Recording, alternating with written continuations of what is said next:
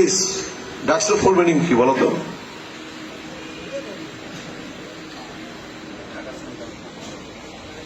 বসো বসো।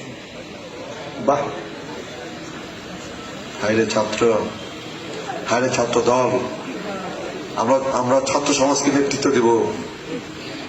নেতৃত্ব দেওয়ার মিনিমাম যোগ্যতা আমাদের নাই, নেতৃত্ব দেওয়ার মিনিমাম যোগ্যতা আমাদের নাই।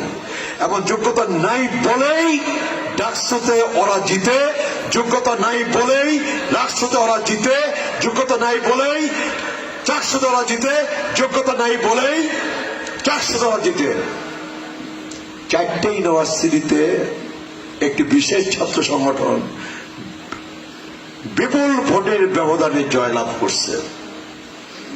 কারণটা কি? কারণটা আমাদের যোগ্যতা নাই, আমাদের মেধা নাই, আমাদের কর্ম নাই, সাধারণ ছাত্র ছাত্রীদের সাথে আমাদের সম্পর্ক নাই, ক্যাম্পাসে আমার কোন ইতিবাচক কাজ নাই।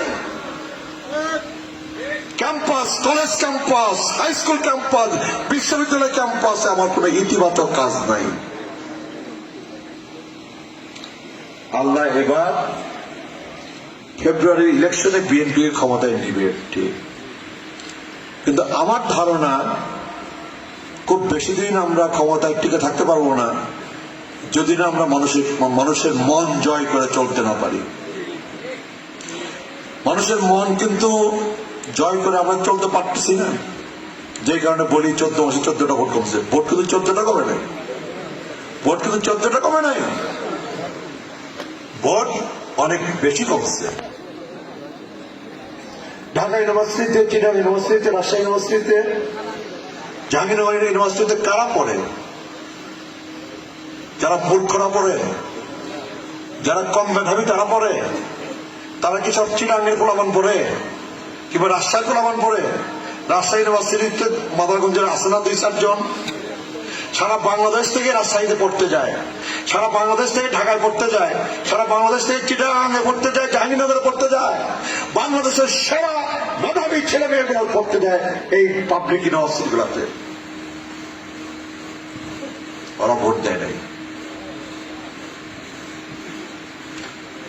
ওই ছেলে মেয়েগুলা কিন্তু মাদারগঞ্জে বসবাস করে, ওই ছেলে মেয়েগুলা কিন্তু মেনান্দতে বসবাস করে, সারা বাংলাদেশে ওই ছেলে মেয়েগুলো বসবাস করে।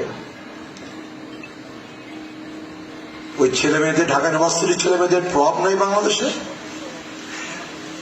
রাজশাহী ইউনিভার্সিটিতে যে ছেলে মেয়েরা পড়াশোনা করে ওই ছেলে মেয়েদের প্রভাব নাই মাদারগঞ্জে? তার বাড়িতে, তার ঘরে, তার পরিবারে, তার আত্মীয় স্বজনের উপর আসে না?